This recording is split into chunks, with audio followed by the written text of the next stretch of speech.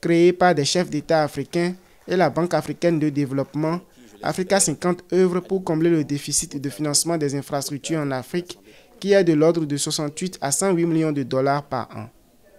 Travaillant en étroite collaboration avec le gouvernement togolais, Africa 50 a tenu les 3 et 4 juillet 2023 l'Assemblée générale des actionnaires d'Africa 50 et le premier forum infra pour l'Afrique.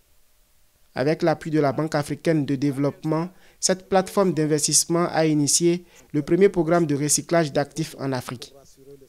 Le Togo, la Gambie, le Zimbabwe ont rejoint ce programme. Dans le cadre de l'Assemblée générale des actionnaires d'Africa 50 et du premier forum infra pour l'Afrique, le Togo a signé la convention du projet de recyclage d'actifs de l'as routier Lomé-Palémé.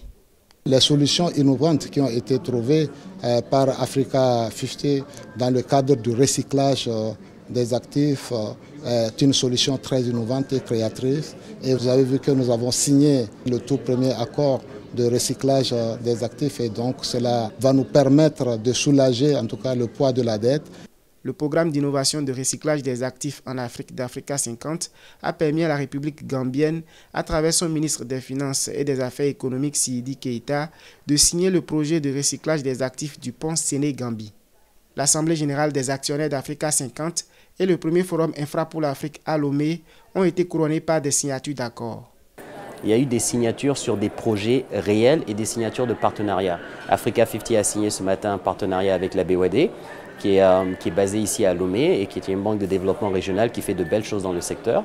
On a signé notre premier projet de recyclage d'actifs pour la République gambienne, où nous allons leur allouer dans les 2 mois qui viennent 100 millions de dollars pour leurs infrastructures de transport. Ce sont des éléments concrets que auxquels ce forum a permis d'aboutir. Le programme de recyclage des actifs va impacter le Zimbabwe à travers des investissements dans les aéroports de Harare, Bulawayo et Victoria Falls.